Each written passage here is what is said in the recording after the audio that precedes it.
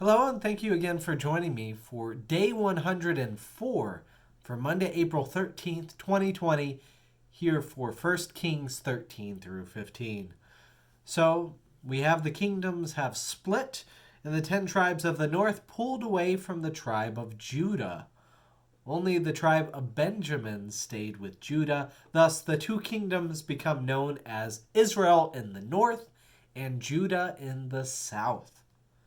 King Jeroboam sits on top and reigns in the north in Israel, and King Rehoboam sits in Judah, there in Jerusalem, and reigns over that nation.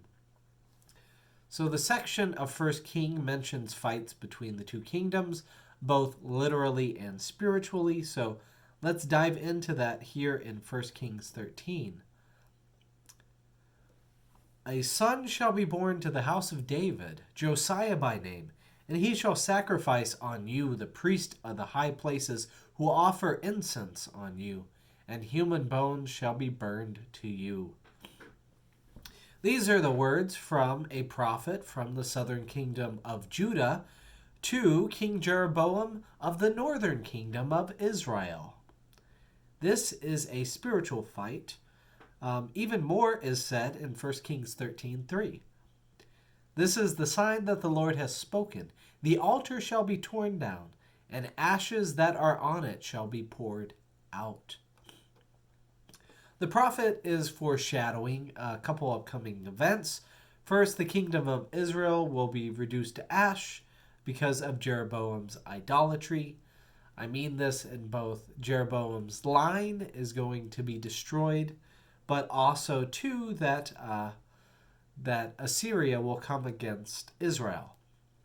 Second is that God is going to raise up a king in Judah named Josiah, who will lead a reformation for all the people. King Josiah will end false worship and remove idols that have been started by King Jeroboam of Israel. So this restoration will take place in 2 Kings 22. Verse 16 will apply directly to it as well. King Josiah thus will purify the community with fire, as this prophet of Judah predicts.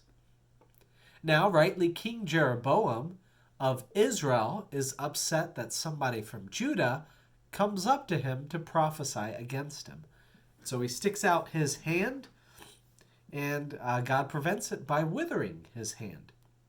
This could also be an indication of the upcoming destruction of the northern kingdom of Israel and the line of Jeroboam being cut off. When asked, Judah restores Israel, another foreshadowing that Judah will be the only tribe of Israel that will remain. King Jeroboam of Israel seeks to have the prophet of Judah follow, quote unquote, in his ways, to stay with him, have table with him, but the prophet refuses at first.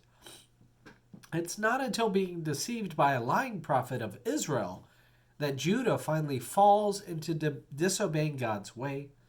And once Judah disobeys God, a lion kills them but does not consume them. This is a spiritual metaphor to Babylon, the lion who destroys Jerusalem and exiles their people.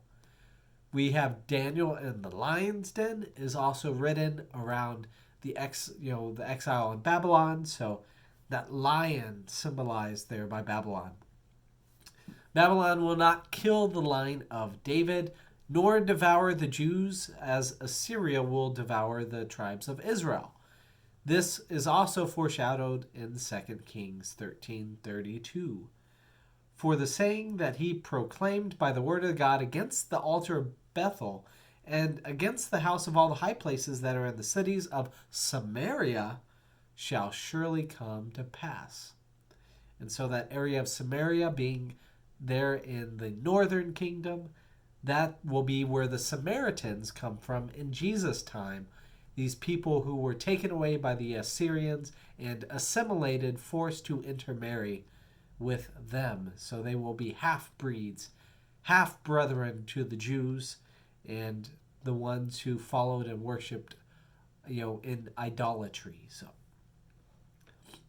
1 Kings 14 says, if you cannot tell, descendants are going to blame King Jeroboam for the fall of Israel. And as such, a story of his wife trying to deceive a prophet leads to a harsh curse from God, as stated in 14:10.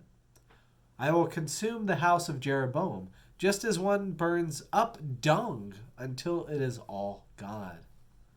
All gone, sorry.